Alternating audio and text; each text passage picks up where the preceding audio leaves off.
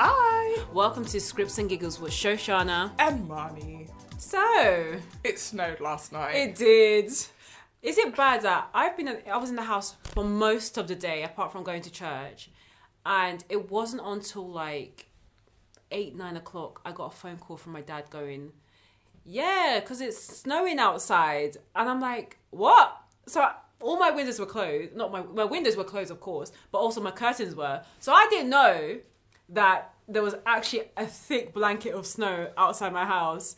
Kids were out there doing snow angels and making snowmen. I'm like, wow, it's a winter wonderland. I was at my grandma's and then I left Yeah. and it was snowing. Yeah. And the carer had said, oh, it's snowing outside. And I'd said, whatever. And went to take the rubbish out and I was like, oh, it's snowing. I didn't have a hood. Ah! So I fashioned a hood out of my scarf. Or your wig. No, because I was like, I don't have time to restyle this wig. So I had to fashion a scarf out of, a hood out of my scarf, and walk home. When I got to my door, I had to shake all the snow off me. Because it was properly coming down, not even small flakes, like proper snow. Got in the house, and I thought, that'll be fine. Went to the window before I went to bed and I was like, there is a full blanket of snow over everything right now. And then as I was sleeping, I don't know about you, but it was so bright outside because of the snow. Where I sleep, there's no, like I have a skylight and my bed's not near I have to keep the curtain open because if I close the curtain, I will sleep until 12 o'clock. Oh, for real? Yeah. If it's dark, I'll just stay asleep. Yeah, I mean. So I have to keep the window open so that when it's light out, at least that will trigger me to wake up. That didn't work today because it was light the whole time. So I was just like, da, da, da, da, da. And then I got up and it was like, my alarm went off at 7:30 and I messaged the office assistant and I said, are we coming to work today or no? And he said, I'm in the office. No! He was in the office at 9. I'm sorry. I was in bed and I said, oh, for fuck's sake. No. So I got up and I got to work at 10 o'clock. And I don't regret it because I really felt like if I was at home, I would have been like, oh, I need to get cozy and sit in bed and I've not done any work. So it was the right thing for me to go into the office. I think. But the office was empty. Yeah, I'm not surprised because I messaged you yesterday going, oh, we're going to do this recording. I'm going to the office. This was before I realised it was snowing. Then I messaged you going, oh. Second thought, it's not happening. I'm going to be coming from home because it's snowing outside. Also, the way the trains act on just like a couple of flakes of snow, the way I know that the blankets that we were seeing yesterday, there's no way the trains are going to be running. So I was like, I'm not even going to risk it. So that was going to be my question to you. Why do you think it is that the UK, after years and years of being the kind of climate where it snows, falls apart as soon as it snows? Because we really do fall apart. No, I do. There were like severe delays on the Northern Line today. I said, why? I think it's because we're just not built. And severe delays on the Bakerloo. I said, why? It's because most of the Bakerloo line is overground, especially when you get out of, Oxford Circus past then and you go more north. But I think it's just because like we are not built like that. Our temperature our temperature for most of the year really and truly is quite temperate. 5 is neutral. Like it's just cold, but it's not like it's cold but not icy. Cold but not snowy. It's springtime and there's a bit of rain, a bit of wind. We don't get that extreme weather like Iceland or Poland. So we're just not built like that. And also we're too cheap to actually pay for it for ourselves to safeguard ourselves for things like this. Do you think it will snow on Christmas Day? Yeah, no. Do you know what? Those are the days when it's nice because I'm not going anywhere. I am. Oh, sorry. I have to gather my family. We don't live in my home, so I'm sorry. A lot of gathering. No, but the thing is, I don't drive. This is the time where I'm just like, I wish I could drive. But that being said, I was hearing a lot of cars were just like sliding left and right, crashing into each other. With my 2 legs sliding left and right. So I would not trust myself in a car in this environment, in this chaos. I actually think it's crazy that cars can't. Like, even when it's snowing, cars are like, oh my goodness, why can't your car? What's the whole point if you have tyres you can't grip? It's snow! No, some of these cars are like built for like snowy weather, like, the Land Rovers of the world. I think I would do really well in a Land Rover. Yeah, like a Range Rover, yeah. I love an all-terrain car, even though I live in the middle of a city. You're the kind of person that will have that massive 4x4 a Jeep. And you'll come out, you're like, you little petite yourself, hey, yeah, it's just me. Sorry, I have to get a little step ladder to get out of my car. Sorry guys, sorry. I remember I was going to a house view with my sister, and the estate agent, I mean, she's as petite as my sister, and she came in this massive car. I was like, wow. I was like, the estate agent money is running well. And then she came out, and she looked so small. And I mean it, she was like tiny. I feel like they should have had a step to get her out of the car. Yeah. But I was just like, well, you know, money talks. Yeah. A friend of ours, like, before we were of driving age, we would talk about how we were both going to get Jeeps or Land Rovers and then beep into each other because it's going to be so funny that we were both so small inside of the car. And I was like, you are going to look crazy in this, like, the steering wheel and your eyes are at the same level. That'd be hilarious. And neither one of us drive cars now. Not yet. Not yet. No. I don't know. I just love being a passenger. Of course you do. Of course. When we went to go and see our friends... That was not enjoyable. No, it was not. But, so this is what happened. Just to give you context. The group of girlies, were going to see another friend who lives outside London. She basically does. Countryside vibe. She does. Village. So... Village is a stretch. Kind of is. It's not a village. It's in Surrey. Village. It's a suburb. It's not a village. Okay. It was small. I've been to a village. It's much more disparate than that. All I'm just saying is in comparison to London, it's comparatively much smaller. So a friend of ours, Caroline... Yeah. She was going to drive us to the place. Mind you, there was 5 of us in that car, plus Caroline's son. Yeah. So that was 6 people in one car. And she didn't have a 4x4. It was like a normal, a hatchback 5-seater, whatever. 5-door, sorry. And I think so. I don't know. I don't know. Like the word hatchback, I don't know what it means. Again, all the gear, no idea. But we all squashed ourselves in, squeezed the child, did a bit of some lapping. It wasn't safe. It wasn't safe. As we were sitting there trying to squeeze ourselves in, my girl Marnie was like, well, for the amount of people that can drive in this car, 4 of us had licenses. Yeah, it's pathetic. It's actually so bad that we didn't actually just go and get Hire a car. I'm like, you, the only person that doesn't have a license, sitting there on your high horse. I just feel like, the passenger that you guys, are. I'm not broke. And if you had said we were going to squash into such a small car, I would have said, let's hire another car. Some of you guys can drive. No, but I don't like driving on the motorway. We were barely on the motorway. To me, we're on the motorway for 10 minutes. Let me so not elaborate. You, clearly. Yeah, not me. Let me elaborate. I don't like driving long distances. And you're lying, only 3 of you could drive. 2 of us could not drive. No, okay, sorry, 3 of us. Could not drive. 3. But either way, the fact that you... I think 3 of us, one of the 3 is a professional passenger as well. So really, it's 2 of you. So you need to buck up your ideas about I'm too scared to drive on the motorway. I will one day, but like just not then. And the fact that you, of all people, were like, but none of you could get an extra car. I'm like, wow. Passenger lifestyle must be so nice. I don't understand that lifestyle. I honestly just think in life, some of us are supposed to be driven and some of us are supposed to drive. And I happen to be one of those people who's supposed to be driven.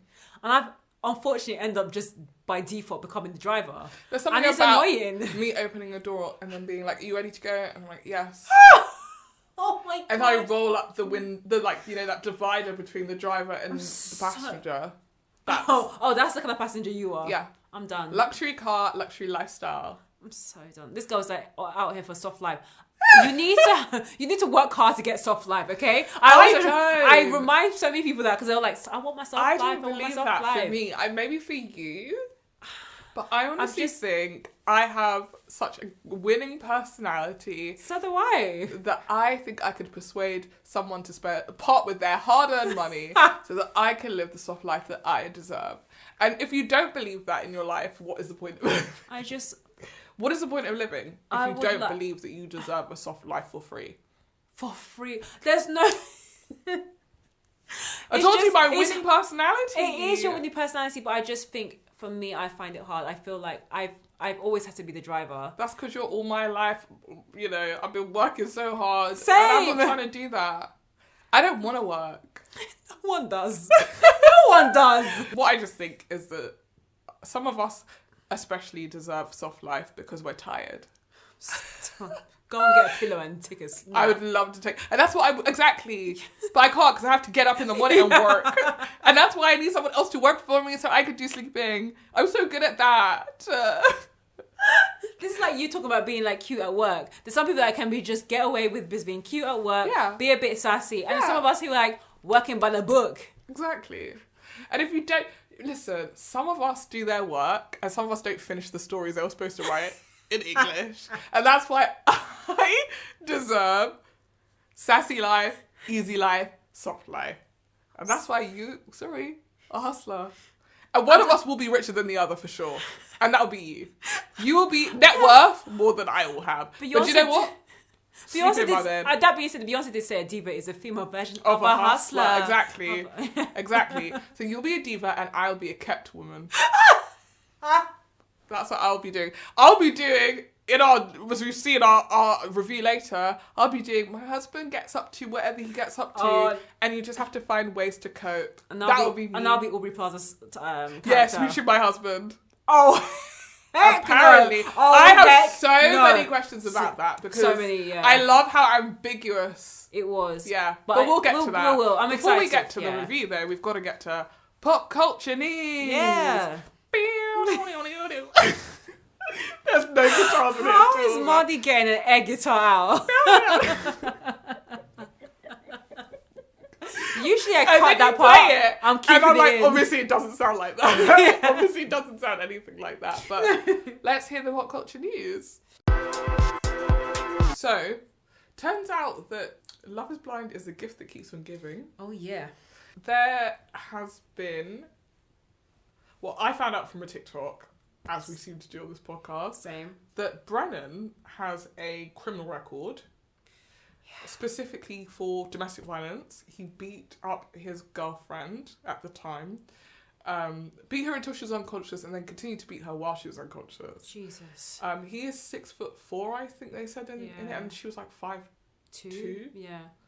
And she was 22 and he was 30. How old was he on the show? He's 32. So he was, I should take it back. So they got married last year. So he was 31. On the show? Yeah. So it would have been a year prior. Yeah. I hate this for several reasons. Yeah. But I want to open the discussion up in general on these shows because we had a similar incident on Maths. Yeah. Where a person with 3 outstanding cases, like the cases weren't closed, of harassment of ex-partners was allowed to come onto a show where he was going to be matched with a woman and have to marry her and date her for the foreseeable future, was able to do that, and now we have this. What the hell is going on in the offices where people aren't fielding the applicants as well as they should? I get that we live in a time that is a little bit more tech savvy and a little bit more intrusive than past shows. Like, I imagine if you got every single reality TV show that had come out in the past 10 years up, several of those contestants probably have some sort of case against them. 100%. But the difference is now any one of us know how to search up anyone. Yeah. And it's so much more embarrassing for us to find out post the show through a TikTok sleuth than for the show to do the research, go, I don't think this will play well, especially when it's a domestic violence case. Similar in George's case, if it was that he get drunk and disorderly, that's one thing, because that's not a relationship thing. Yeah. For you to have beaten your partner unconscious, for you to be stalking your ex, you should not be on a show about dating and or getting married to women. Being in an intimate relationship with a woman. I think it's just... It's so who as part of the show doesn't have any prior knowledge about. If I make a choice to date a man with a criminal record, that's on me.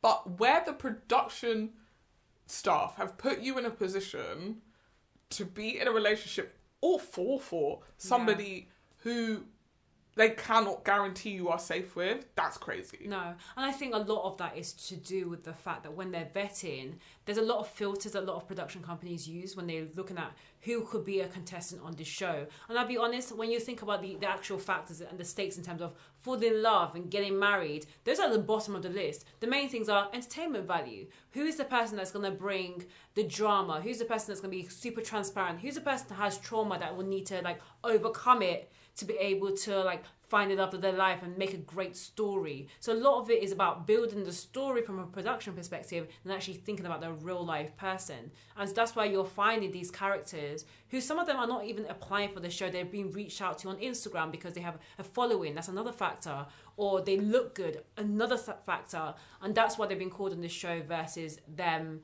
actually being intrigued and actually want to fall in love. So that's one aspect. I also do think some of these production companies are being bare lazy. So lazy. I know this show that I watch, another dating show that and you don't watch, and is a franchise that I love in America, the Bachelor franchise. They have 3 different shows: The Bachelor, The Bachelorette for the female leads, and then also The Bachelor in Paradise.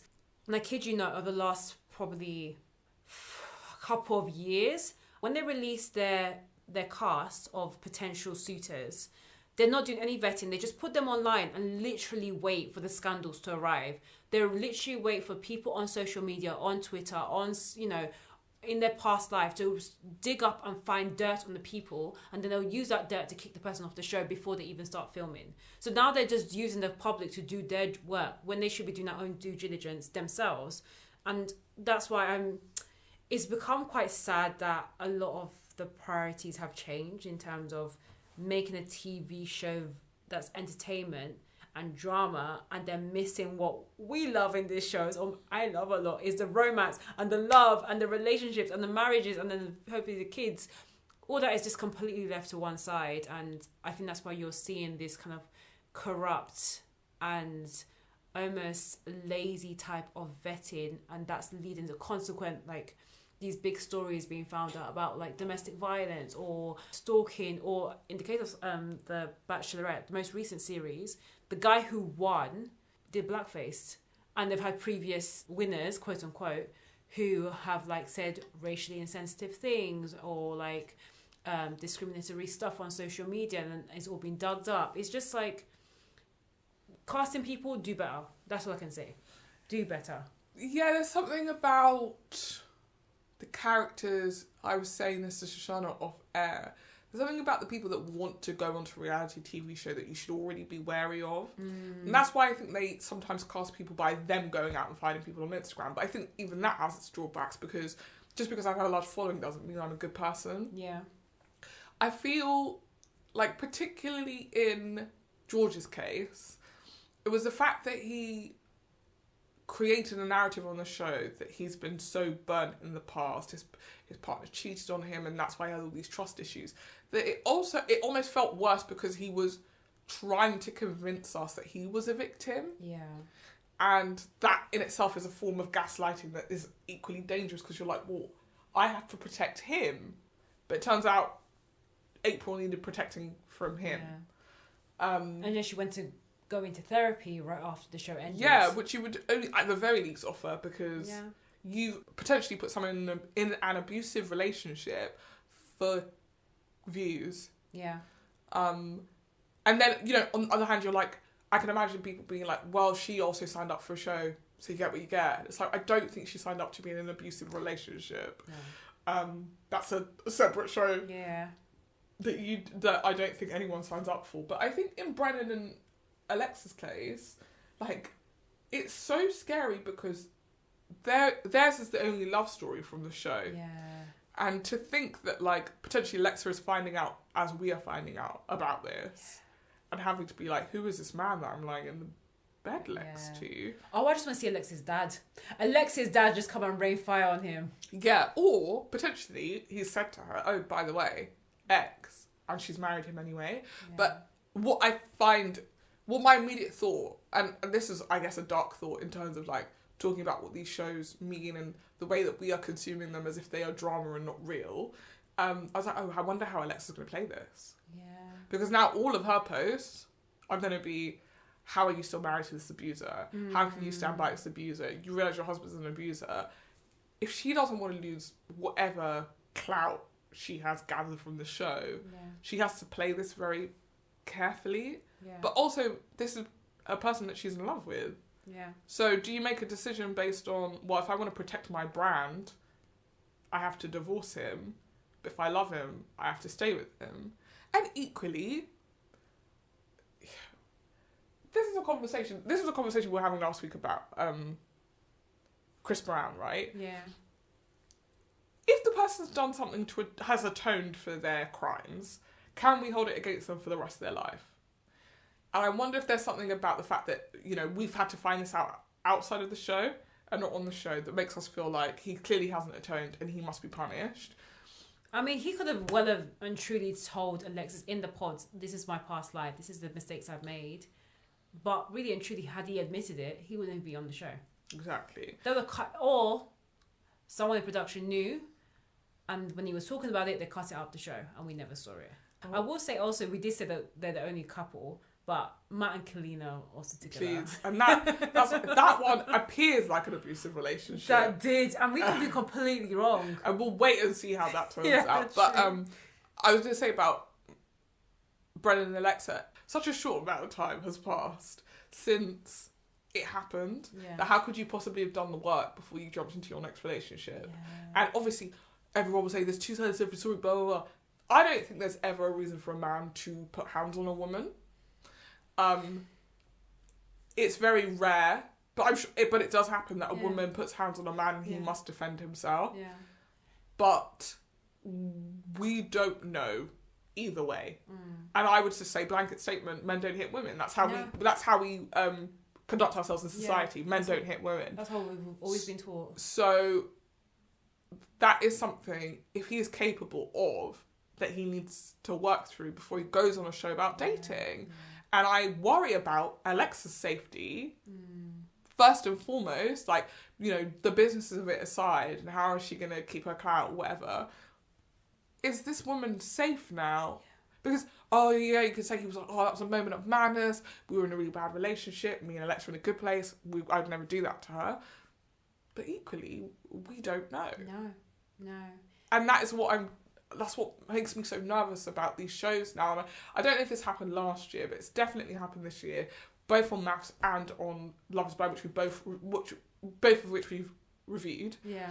That makes me think, these aren't safe shows for women. No.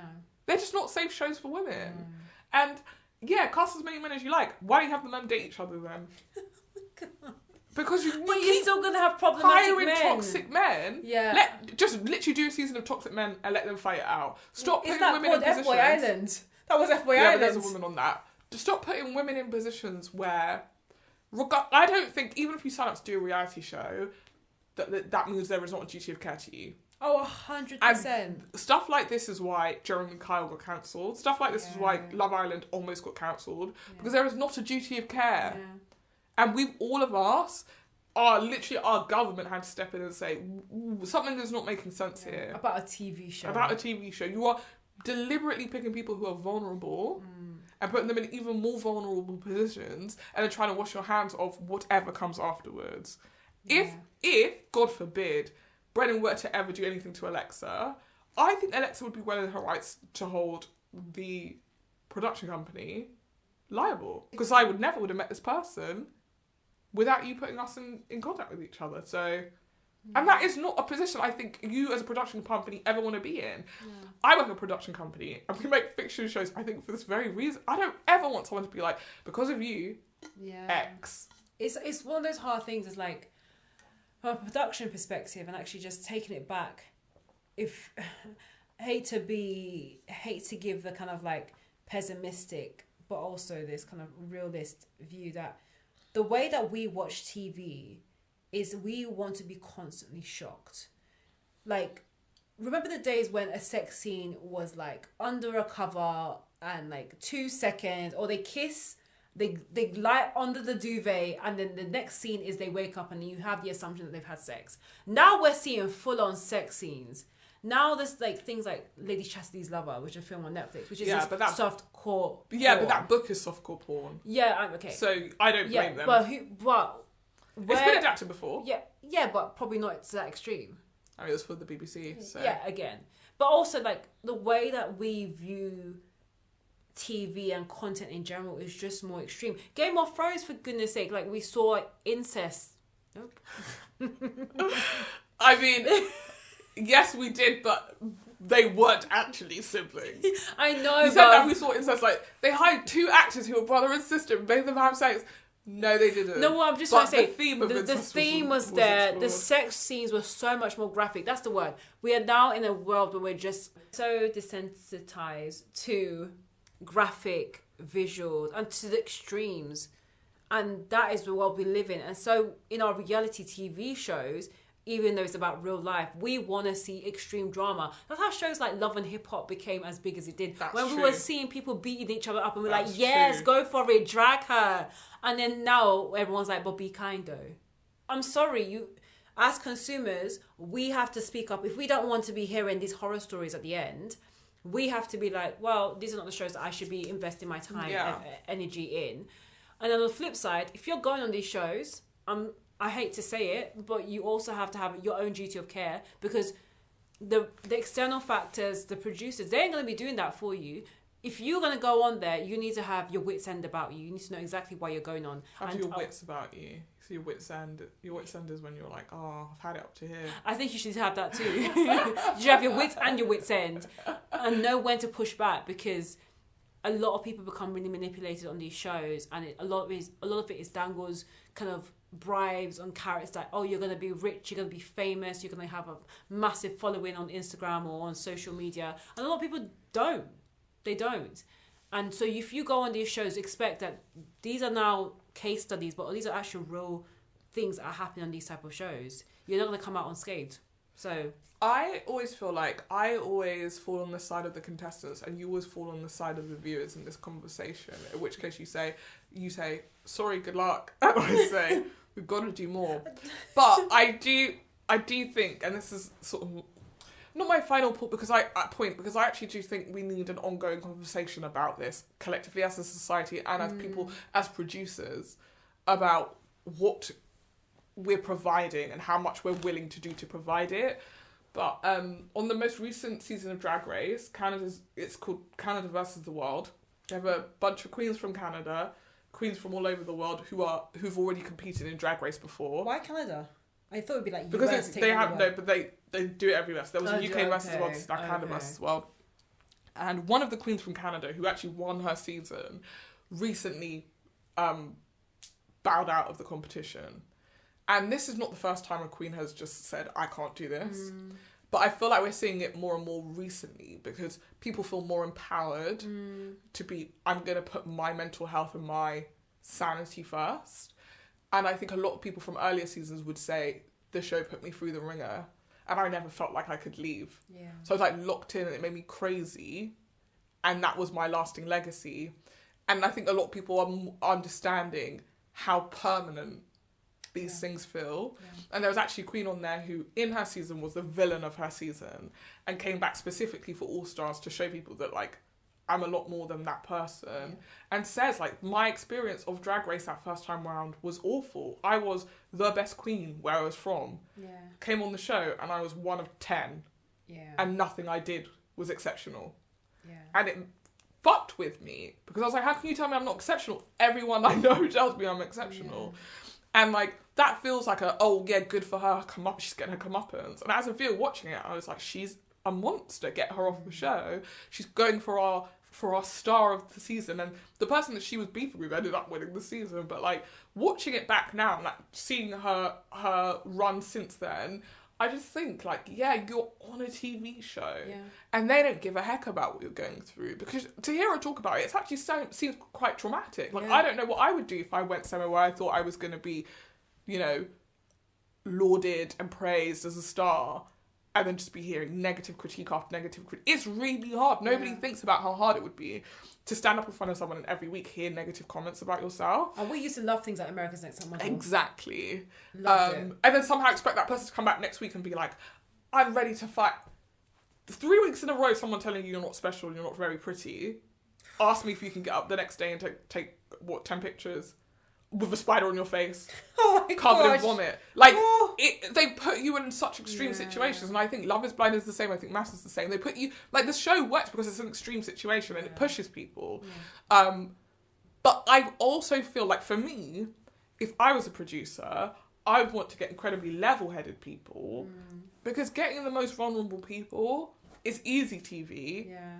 But I think it has more lasting repercussions than getting someone who is able to, once they've done the show, been like, that was a really crazy experience. Yeah. But I actually have a good head on my shoulders. Yeah. Getting someone who's already like, ooh, on the cast. Just puts them over the edge. Yeah. And I don't think you come back from it sometimes. No. And we've seen it time and time again. We saw it in the early stages of Big Brother. Yes. Like, look at Jade Goody. We loved Jade Goody. Then we turned on Jade Goody. Then we loved Jade Goody. Like, imagine how chaotic it is to hear that the entire public love you and then the entire public hate you.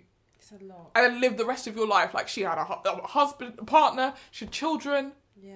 And the general public think you're scum. I'm not saying that what she did was right at all. What she did was wrong. But what I'm saying is, like, most people fuck up. I think I said this last week. Most people fuck up on a small scale.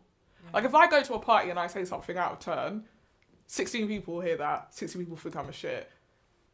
If I'm now being recorded and the entire country can hear me at my lowest saying the most shittiest things, and then I have to live with that for the rest of my life, it is not the same.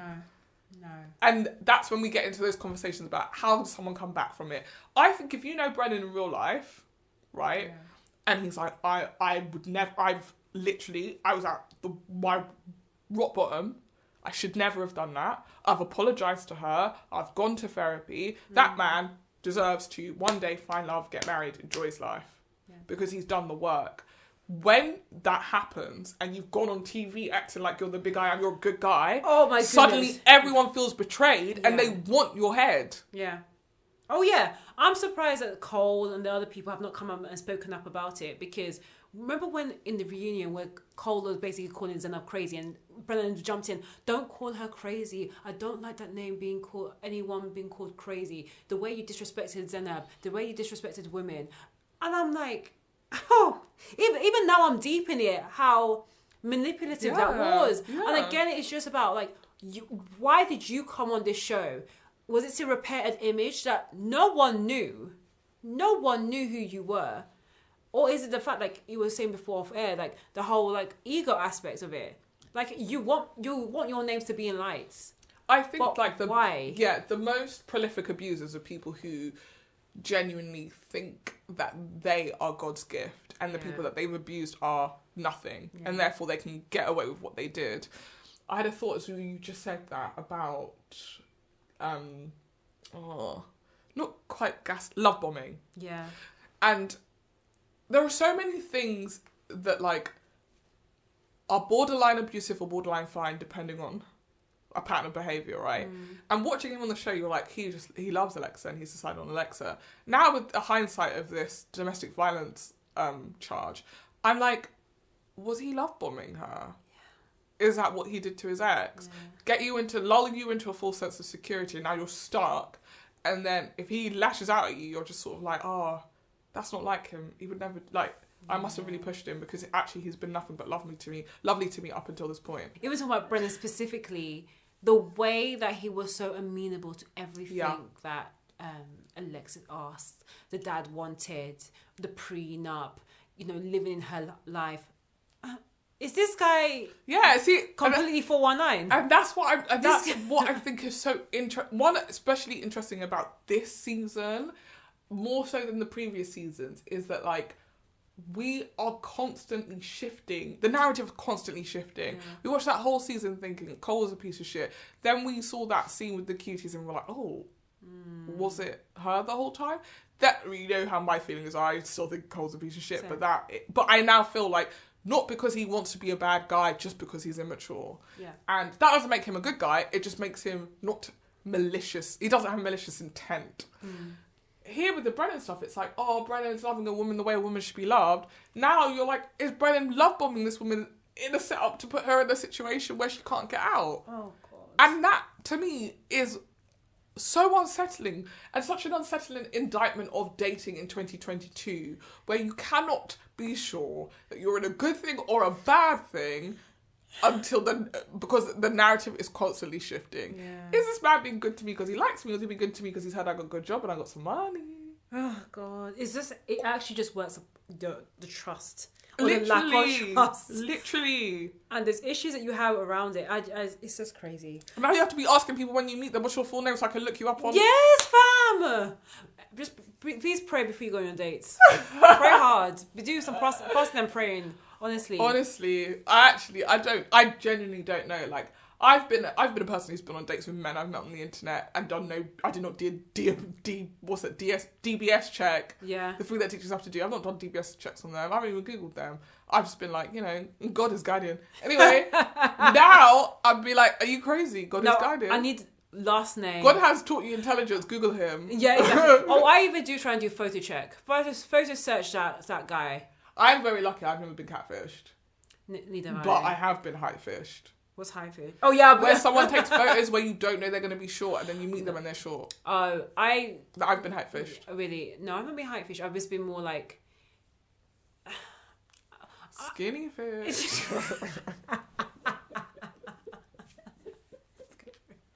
All I'm going to say, there's some guys, you're deceptive. The way you be taking photos with those angles. Hype-fish. Hype-fish, Hype-fish is a perfect body example. fished. Yeah.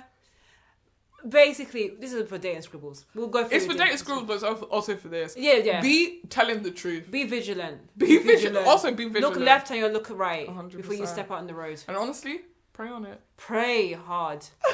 I'm so sorry. Not this podcast being a Christian podcast. We can categorize it as one of those, like, those girls defined, the Christian girls on YouTube who do little videos about how to love your husband in a God-fearing way or whatever. Oh yeah, now our podcast can be listened up the against modesty that. How women. to watch TV in a God-fearing way. Yes. Sometimes you need to have that your prayer hat on when you're watching these shows. Absolutely, your prayer hat. When I watch, Shoshanna said it. Your prayer hat. You have to bring your prayer hat on. When I watched Marvel Doctor Strange in the cinema, I was praying in tongues. Well, lie. I'm not lying. It was full of witchcraft demons. I'm not there for it. Anyway. And on that note, speaking of witchcraft, demons, motifs of people dying, very sort of Catholic imagery. Where are we going with this? On to the review of the week. Okay. The White Lotus. Yes, let's do it. Let's do it. So, our review for this week is The White Lotus, created and directed by and written by Mike White. Mm-hmm. Mike White wrote School of Rock. No! Yep. Mike White was also a contestant on Survivor. Interesting.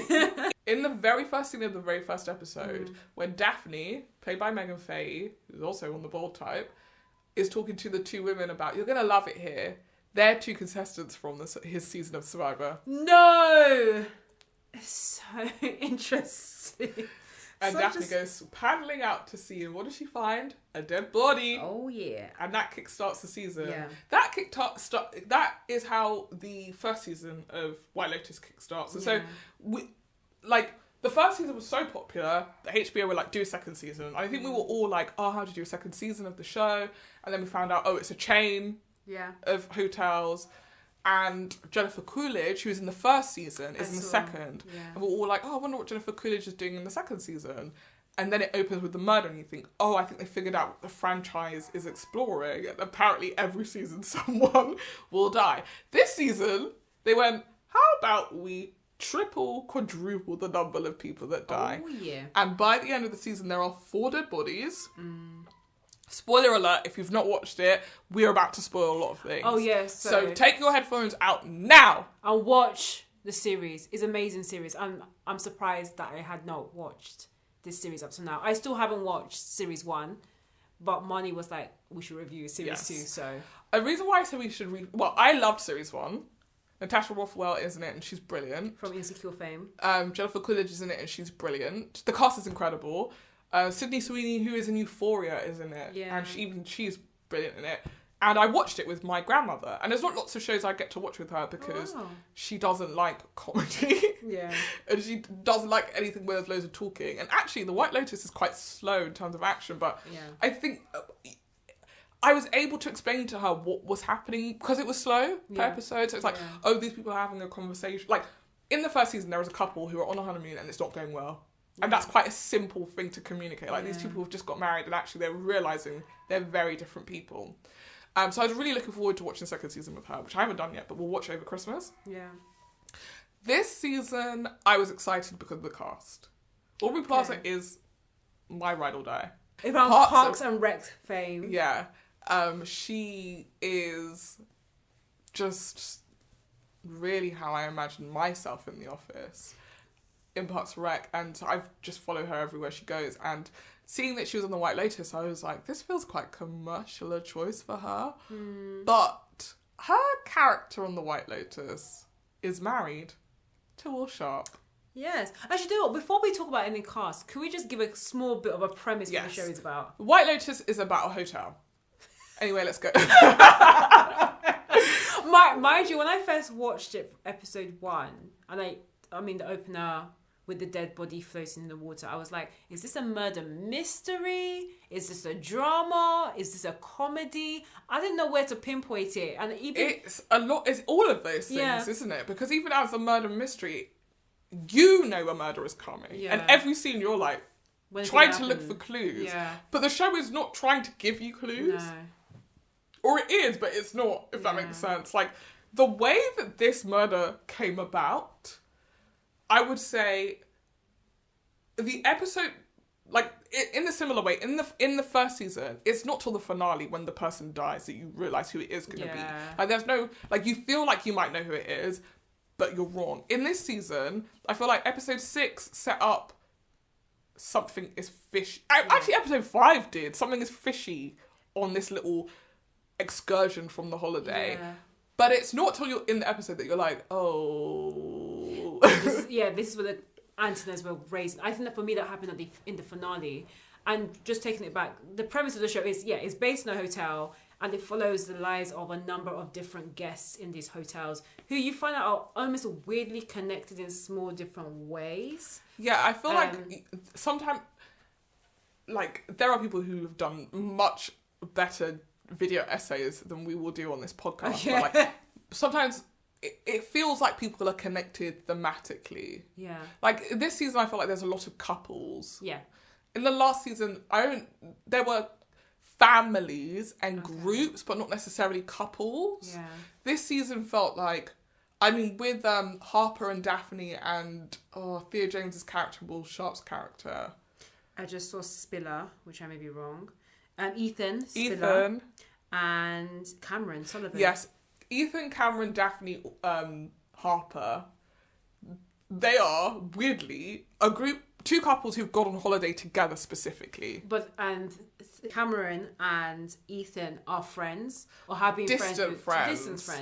From, I think, school or university. Yeah. But they have quite a frayed relationship, but also a competitive relationship as well. And we learn that Ethan has recently sold his business and has now basically become a rich person. Yeah. And Cameron is like, come live the rich life with us on holiday. And initially, Harper and Ethan, I think they both think they're better than Daphne and Cameron. Like, Daphne and Cameron to them are these, like, rich, clueless dumbos. Yeah. Like, I think Daphne says that she didn't vote. And Harper is like, you know, in bed after they've had dinner, like, she said she didn't vote. Like, who are these people? And you get the impression that, like, Harper and Ethan think of themselves as, like, you know, like, smart, liberal, down-to-earth people who just happen to have come into some money. Yeah. And the White Lotus, as a hotel, corrupts that couple. Oh, 100%. I think for the better and for the worse. Yeah. Because they think that they're superior morally, but they don't have sex. No. Harper wants to have a child and Ethan doesn't. Yeah. They act like they both made a decision not to have a child, but at the dinner table when Daphne brings it up, Harper is emotional about the choice that they seem to have made together. Yeah. And there are lots and lots of things unsaid in this relationship. It's such a disconnected type of relationship. I think the sex was probably the biggest, like, signal, like, oh, they're not having sex, but he's always, like, masturbating. Yeah, watching porn. Yeah. And she's, like, almost entertaining Cameron's, played by Theo James's, advances, because he is a avid cheater. Yeah, but initially she's not. There was a point where they have breakfast and then Cameron's suitcase didn't make it to the hotel. So he doesn't have any swimming trunks, doesn't have anything. And Ethan says, oh, I've got some swimming trunks you can borrow. Yeah. So Harper takes him up to the room and he strips in front of her. Damn. And I mean, apparently we're not complaining. Apparently, real butt, but his penis is a prosthetic. Not that we see a lot of it on the show, but you see a movement. Oh, for real? You see, huh? That's what I said. Really? I said that's a shadow. Yeah. Again, my eyes were shielded. That's a shadow. By a prayer hat. Theo James was on, I think, not Jimmy Kimmel, Jimmy Fallon. Yeah. And said it was a prosthetic. Interesting. Which, listen, I'm campaigning here and now. End the use of prosthetics. Men have to get their real penises out. The same way women get their real boobs out. My real actual breasts are out on TV. Yeah. Get your whole penis out. It is equivalent. Everyone knows boobs equals penis. I'm sorry, but they'll argue if you don't sew the JJ out, then... If I show my butt, you have to show your butt. And if I show my breast, we saw his butt. We did see his butt. Yeah. But I just think...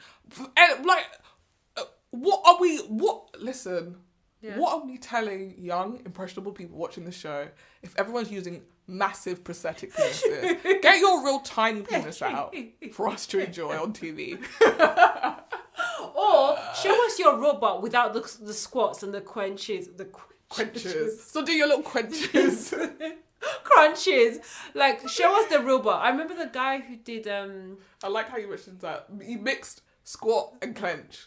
Yeah, quench. But some girls are supposed to quench squat, actually. Yeah. So do start quenching. The guy that was in Jon Snow, Jon Snow from Game of Thrones, when he had that infamous scene where he was like arse cheeks to the wind, he was like, oh, before I did the scene, I was doing like squats. And I think that's right. Oh, I know. Because I think I want to see a nice bum. Yeah, but you're just creating false expectation for No, it's not. Everyone should be doing squats anyway. What do you mean? What do you mean? Squats is healthy. And squats equals nice bum. And we want to see that. Hey, stop that. I support that. Well, you support no prosthetics, but chunky butts. How is, sorry, if he said he got a BBL for the part, I'd be like, no, don't be doing that. That's crazy.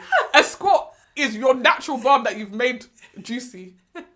I support a squat. I don't support a BBL. Jon Snow, don't get a BBL. Don't get a BBL because that would be completely different. Do you know who had a nice bum? Who?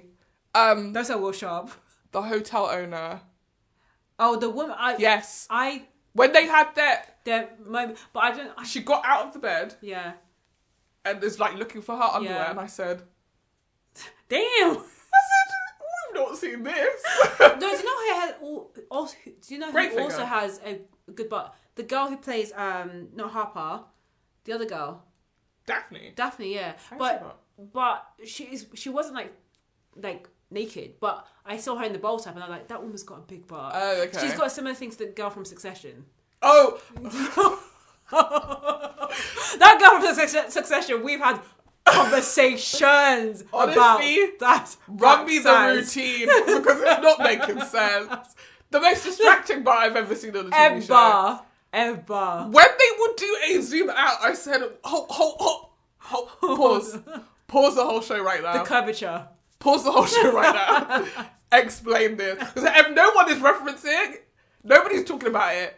I'm sorry. If she lived in my world, we'd be talking about it. Oh, 100%. If you saw that woman walk past, even on the tube, you'd be like, she's got a big bum. It's like when everyone saw Carol Vorderman's bum. There was nothing. No, Carol Vorderman has a nice bum. Really? No, the one that pissed me off, because I don't understand it to this very day. No, we're not going to talk about it. Don't mention it. I don't want to say don't. I don't want to hear it. It's so stupid. I don't want to hear it. It's so dumb. I've never, Don't say it, because it will upset me. You know what we agree. That was fake That news. was absolute stupid nonsense. And if you want to find out, come to the live show. Yeah, if that is a backside, I don't need to do any squats. Carol Vorderman has a nice bum, but Sarah Snook from... That's the name. From... Her butt is an actual nook. It's an actual nook. You could hide and never be found. You could take cover over the snow. What a great butt. And I bet you she does nothing for it. Absolutely nothing. Fully natural. No BBL in sight. No. That was her butt.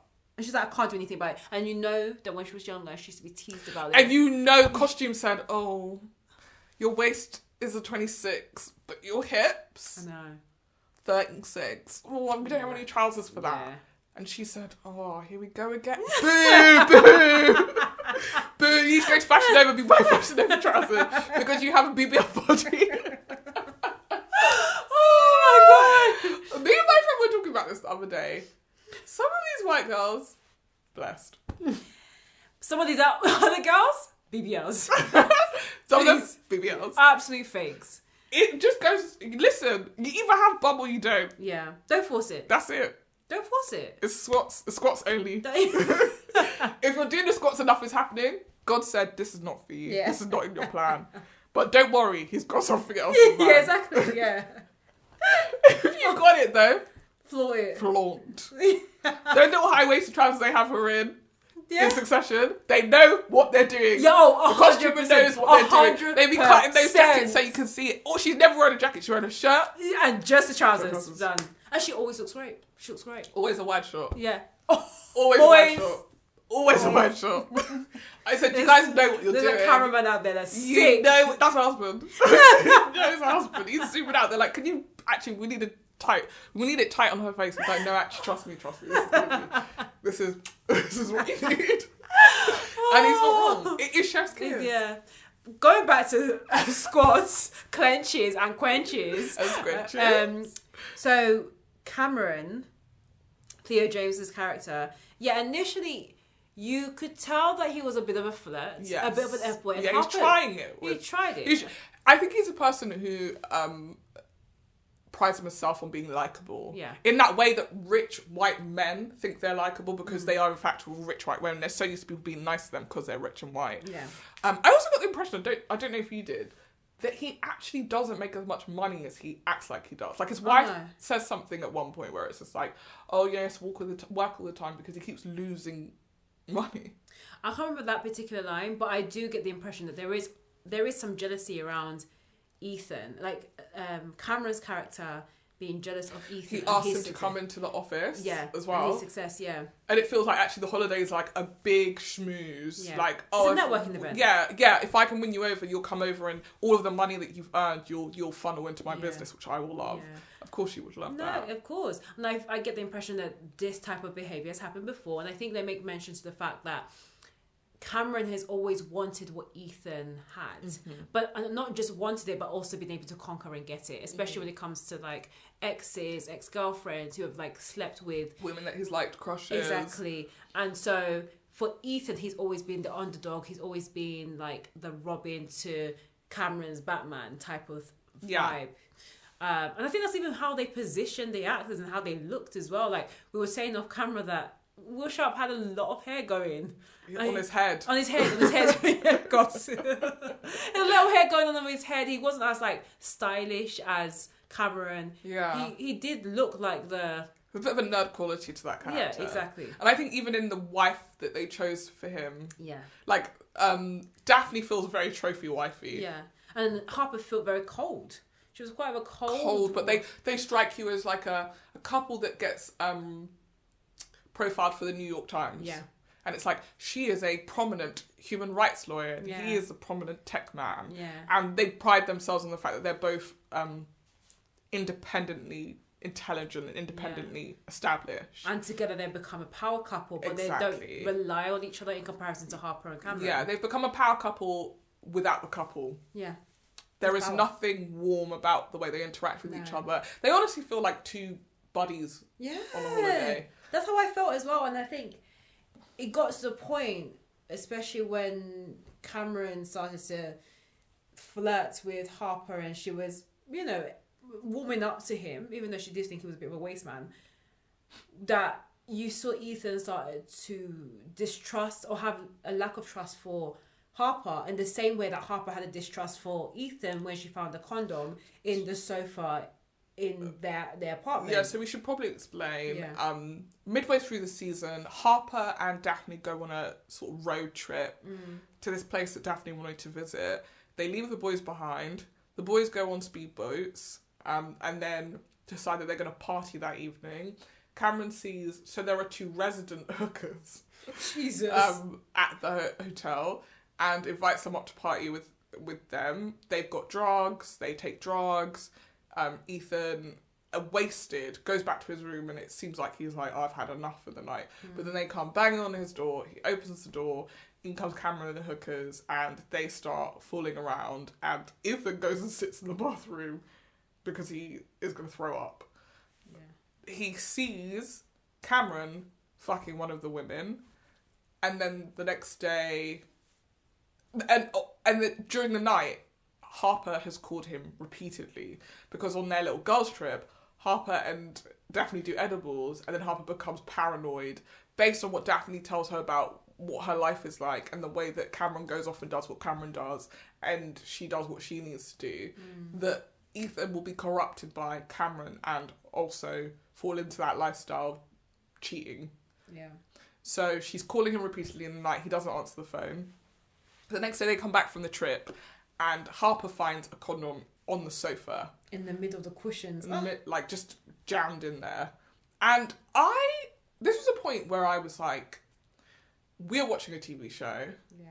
Because that entire episode, once she's found the condom, all you want is for her to say, what the fuck is this? Yeah. But instead, she is boiling internally and keeps asking Ethan, so what happened last night? And he's just doing the spiel of like, oh, we got wasted, I went to bed. Oh, we got wasted, I passed out. Oh, we got wasted, I threw up. Not knowing, of course, that she's found the condom. And so she starts to believe that he must have done something. Yeah. Because it's in their room. He's not told her that, oh, me and Cameron came back to the room, we brought girls back, none of that. So she is more and more convinced that he's cheated on her. She decides to leave the condom wrapper in the bathroom. They go to sleep. They wake up in the morning. The minute that Ethan finds a condom wrapper, he's like, what the fuck is this? My favorite thing is like, what is it? I'm like, oh my goodness. I think, when I was watching that scene, I was like, I had felt, based on the prior episodes, that Harper was the kind of person that if she found that condom would be like, what the fuck is this? And start being confrontational. Yeah. And I actually found it interesting that she doesn't. Because it's like, what is the nature of this relationship?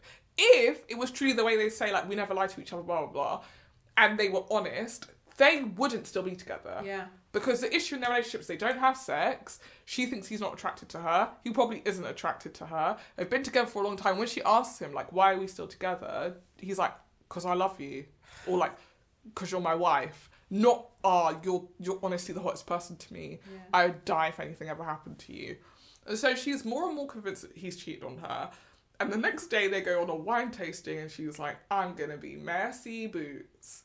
And it's just like, hey, so Cameron and Ethan... Oh, so when Ethan finds the condom, she's like, why are you asking me? I found it in the chair. And he's like, oh, that's not mine, it's Cameron's. He brought a girl back here and he fucked her. And she's like, well, why did Cameron bring someone back to our room? Yeah. And he's like, I don't know what to tell me. You should be glad it wasn't me. At that point, I said, bitch, fuck this guy. If I was talking to my partner and I thought he cheated on me and I said I found a condom and he said, it wasn't mine and you should be glad it wasn't mine, I'm cutting up all your clothes. I'm cutting up all your clothes. I'm cutting up everything in this house. I'm so done. She was better than me because I can imagine myself being like, let me collect myself. Yeah. I don't want to blow up. Maybe it's not his. From when you're not being apologetic. No. Even if it wasn't you. You should be being... I'm so sorry you had to see that. Yeah. I'm so sorry that I didn't... My friend was so disrespectful that he left the condom in the chair. We need to leave. We need to distance ourselves from this. I just why I don't fuck with that guy. Yeah. You're never going to see him again. Nothing. For you to be like, it wasn't mine. And you should be glad it wasn't mine. Because that means I'm trying to tell you I didn't do anything, but I could have. That just showed me that there wasn't much of a relationship left to salvage with them. There wasn't a marriage. It was two people cohabitating and having a holiday. That was basically it. You are out of your mind. Yeah. You are out of your mind. There was no love there.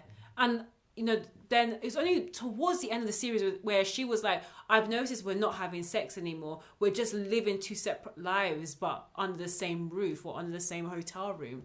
And I was just like, you should have seen it from the beginning.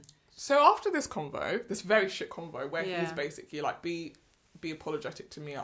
Just be grateful that I haven't cheated on you. I'm a good guy. I would never lie to you. She is being messy on their trip and basically hinting at the idea, because he said that it was Cameron, that Cameron might have done something. Cameron takes him aside and is like, did you tell your wife? And he's like, she found the condom. I didn't know what else to tell her, so I did. The next day, she's like flirting with Cameron. And she's also drinking a lot now. Oh, yeah. Like, she's lost it. Yeah. And Ethan sees this, and the night before, I think they told a story about how at university, yes, Harper asks, "Oh, did you guys ever have sex with the same girl?" And Ethan says, "I didn't really have sex at university. Whenever I liked someone, Cameron would get to them first. He always wanted what I had." That's not a friendship, man. That's not a friendship. It's not a friendship. That's And I think that's clear from the beginning when they have such opposing lifestyles. They're not really friends. But after that point, Ethan is convinced that the same thing is happening again. Yeah. Harper's being flirty. Cameron's being flirty. Cameron's also like doing footsie under the table, putting his hands on her knees. He becomes convinced that Cameron has fucked his wife. Yeah. And now he's starting to lose it. At one point they are at the bar and then they disappear.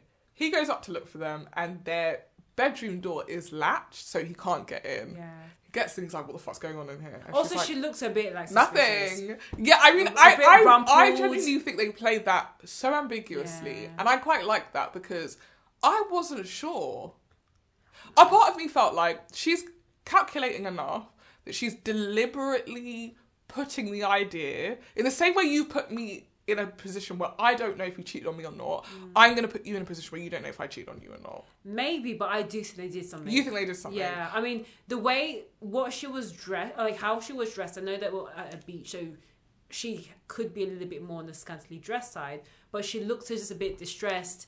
She looked like, I'm not saying that she looked like she had just had sex, but I do believe it happened. Especially given that the door was latched. And the door to there, they have adjoining doors. Which is like just when they first weird. come in the first episode, they come into their rooms and they're like, "Oh, we've got an adjoining door," and I was like, "Someone's gonna fuck someone." Yeah. Why would you have Again, doors? what was that thing you talked about a couple of episodes ago? Oh, Checo's gone. Yeah. Yeah. Checo's gone. Yeah. Yeah, you don't introduce a door adjoining two rooms where you're not going to use that door. Yeah, exactly. So yes, exactly. It was very Chekhov's gunny, Yeah. that door.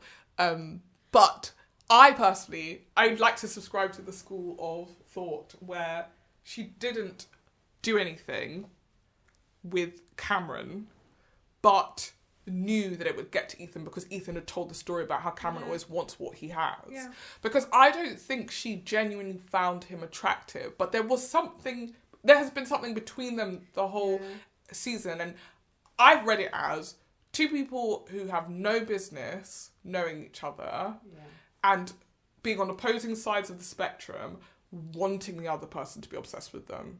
Like, I imagine Cameron as a guy who walks into a room and women are obsessed with him, and Harper not liking him. Yeah, Did a number, like, he was like, "I'm not leaving this holiday until you are obsessed with me," like Absolutely. people are. And vice versa, I think of Harper as the type of person who is like, I'm studious. Like, imagine, to put them in stereotypes, Cameron is a jock and Harper is a nerd, right? Yeah. And so part of her is like, the superior thing is that I'm not seduced by the jock. I won't be seduced by the jock. But deep down, everyone wants to get fucked by the jock. Right? Sorry. Maybe. I think that's true. That is, in Juno, there was a bit about that where she's like, "Oh, everyone's obsessed with me. All the jocks who make fun of me deep down just want to have sex with me." And I think there's a little bit of that in this. I think he is aroused by an opportunity to seduce someone who doesn't want to be seduced. Yeah. And I think she is drawn to how classically handsome. Oh, sorry.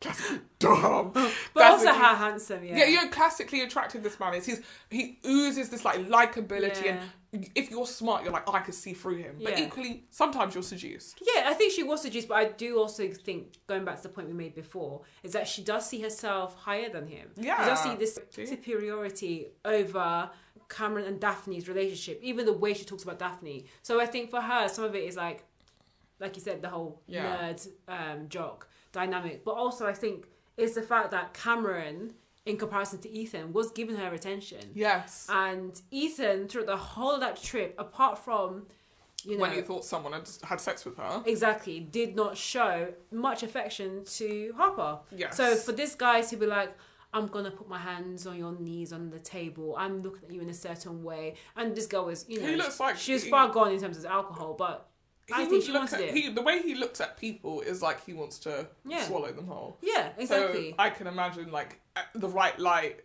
you look at him and you think, oh my God. Wow. And also Theo James. Yeah. Yeah. So, but also, like, you're in this beautiful holiday, it's sun, sea, should be sex, but your husband is there doing nothing, just being, like, miserable Watching or being... videos of girls on a laptop. Exactly, or just being inferior to this really hot, quote-unquote, jock or hot guy that really seems, in society's world, more attractive than your husband. That's sad. The interesting thing about this is the confidant in both situations becomes Daphne. Yeah. Harper speaks to Daphne after they get back from the trip and it's like, I think something happened when we were away. And Daphne says to her, I can't imagine it was anything serious. She knows. You know, things like this happen and you just have to find a way to make yourself feel better. And then she says, I have a hot yoga instructor. I'll show you a picture of him. And produces her phone and shows a picture of her 2 children. By accident. I don't think it was by accident. I think she was trying to let Harper know, these aren't Theo James's kids, these are the yoga instructor's kids. No. Yes. She said, here is a picture. I do not think, in any capacity, I think Daphne was the smartest person on that trip. Oh my god. Of the 4 of them, she is the smartest. She said, we live a certain lifestyle. Yeah. We deal with certain situations. And if you want to survive, you need to develop coping mechanisms. And my coping mechanism is, if my husband's going to play away, so the fuck am I. I got the impression that she was showing her the kids because she was like... Don't fuck my husband. Kind of, and also like, look, the stakes for me leaving my husband after I know he's cheated is a lot higher because I've got 2 children. And that's why she was showing the photos of the kids. That's what I was thinking, like, and also part of me was like, oh, it was a mistake, she just forgot to swipe left. And no, I don't think there's anything mistake. I don't think there's a single mistake about her. I think of all of them, she's probably the most level-headed. Even when they were on edible, she was the most level-headed. When they have had dinner, she was never drunk. No. She was never out of it. I think she was playing the game and she was teaching Harper and Ethan the game. Because towards the end, Ethan comes up to her and is like, I think your husband and my wife had sex. And she says the same things she says to Harper to him. Listen, things like this happen and you just need to figure out a way to cope. And then they go off to some secluded cove together and she's making eyes at him, he's making eyes at her. I think the 2 of them fucked. Who, Ethan and Daphne? Yeah. Oh, I hate that we don't know. It's just... Exactly, we don't know. But I think Daphne said, listen, you are now rich people. Yeah. And in rich people, we don't be making, oh, he cheated on me, I'm done. Listen, we're dealing with big baller shot caller money. Yeah. And you like your husband, right? You like him on a basic level. Do you want some other girlie to come in and collect your husband? I can't believe this. It's such an interesting dynamic. And I know that they wrote it in this certain way to get you thinking that you don't know what's hidden really behind closed doors. You're only seeing such a small glimpse in these rooms in this hotel, but you don't actually know the inner dynamics of the relationship. And I think the easy reading of that storyline is, here comes rich, flashy couple, you know, newly rich, moral couple. They are tempted by the immorality of the rich world and then they suffer for it. But at the end, Harper and Ethan are good. Yeah.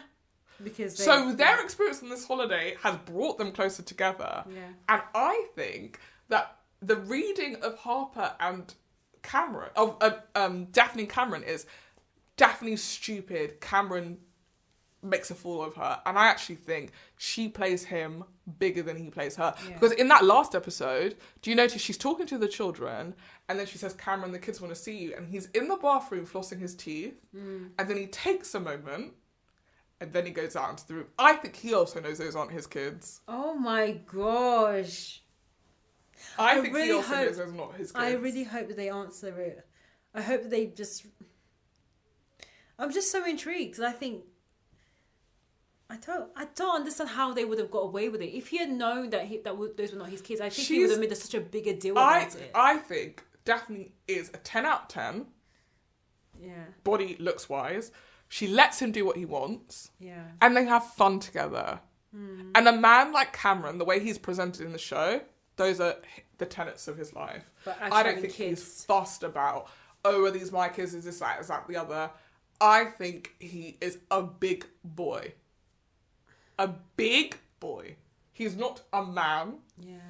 He's a child. So interesting. And she dog walks him.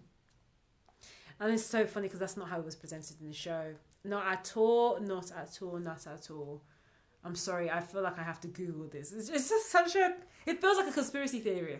Did you think that anyone in this love square was one of the potential victims? Yes. Who did you think? I thought it was going to be Cameron.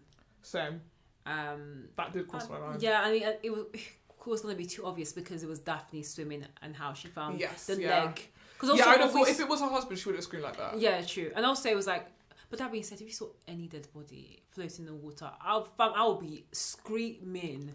I feel like I'd be like, what the fuck is... I wouldn't immediately know what it was. Yeah. But and also, that's why I'd need to see my husband's face. Yeah. To be like, oh my God! No! That would be me pretending I didn't kill my husband. Oh no! But that being said, all we saw was a leg, so it could have been anyone. It was a white leg. So if Cameron dies, I think Daphne's making a lot of money, so that would be how that is true. Oh no! No! Oh, I'm so done. Do you have anything else to say about this love square? No, I think, perfectly honest, the love square kept me intrigued for the first half of the series, I'll be honest, because I think they carried most of the series. I loved watching Will Sharp losing his mind in that last episode. I said, what is Will Sharp going to do about the situation? It's already happened. It's done. I also thought, when he's talking to his wife and he's like, so you didn't come up here for a hat? And then she starts laughing. I said, stop disrespecting your husband now. It's getting crazy. You don't even respect him a little bit. Why are you laughing? Both of you get a divorce. Wow. Because you're telling her you should be lucky I didn't cheat on you. And then she's laughing at you when you bring up this fake story that she told to explain why she couldn't open the door because she was kissing your friend. Why are you laughing? It's just so messy. That's why I was like, this is not a real relationship. It's not serious, honestly. And she's like, no, I'm not laughing. No. But you're smiling. What's funny? It's so... I don't know. But I'm glad they had their little fight. Yeah. I'm glad they also, like... I mean, them having sex at the end was to show that they had made up. And oh, yeah, that was great. Like, the scene where the so passionate. Yeah, it was. And the scene where the china breaks on the floor. I think it was supposed to be symbolic of, like, a lot of things have had to break in their relationship for them to bring it also, back do you remember together. at the beginning where they said those masks are about... They're like... faces from a specific story about someone cheating on their partner. Really? Yeah. Oh, I feel completely. They say that at the beginning of the series. That's why it's in your head that someone's going to cheat on someone in this love square, but we don't know if she's cheated on him, if he's cheated on her, if they've both cheated, if neither's cheated. Something has changed. It's just something that's just... I like the idea. I mean, there's a story, I can't remember it now, but like, I think it's a Oscar Wilde play, a really short Oscar Wilde play about a couple who one of them gets seduced and then the husband kills the lover. And the last thing, the last few lines are like, oh, why didn't you ever tell me you were so pretty? And then she says, why didn't you ever tell me you were so strong? And it's like the idea that this person came in and like reminded them of what they had. And that for Ethan, Cameron trying to steal his wife confirmed that he's reached a level of status that he has something that Cameron wants. Yeah. But equally that his wife is a prize. Yeah. And that he should cherish her. Yeah. And, you know, she had said to him, we've not had sex. We don't have sex. You're not attracted to me. Someone else is. Yeah. And now you're shaking in your boots. Yeah. You're like, I do love you, actually. It's just like typical male It's unhealthy. behavior. Yeah. It's unhealthy. It's misogyny. Yeah. I don't want you to see someone else wants you. Yeah. Kind of thing. But am I happy for them? Yeah, because I just didn't want them to be the couple. I didn't want either one of them to die. No. Or for them to bear the brunt of the messy dealings of the other couple, Cameron and Daphne couple. Yeah. So I mean, it was a very interesting storyline. This is the first time I've seen Will Sharp in a show, as I know he's directed and written other shows before. Yeah. And starred as well. But this is the first time I've seen him in this, and so when I did see him, I was a bit of a shock. I was like, oh, hey Will. Honestly, big shout outs to all our little Brits in there. Tom Hollander. Yeah. Theo James, Will Sharp. And, I can't remember his name. His name's Jack on the show. Leo Woodall.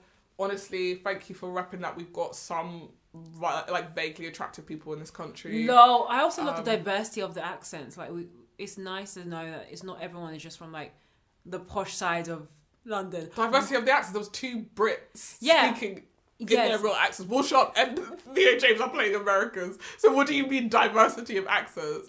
There's Neil Woodall doing Essex. But it's just nice to hear an Essex accent on a predominantly American show. Love that. Done. I love that. Yeah. We'll get to that. Get some regional accents We'll going get to on. him. Yeah. Shall we talk about the granddad, dad, son trio? Yeah, we can. I'll be perfectly honest. It wasn't the most intriguing storyline out of all the different pairings and groupings. I feel like It's the very granddad incestual, didn't have that's what I anything feel. to do. No, just He didn't have much to do, pervy. apart from potentially spill the beans, which I liked. Like, in those, isn't that the girl that you were shut the fuck up energy a lot? I loved in the first episode where he kept farting.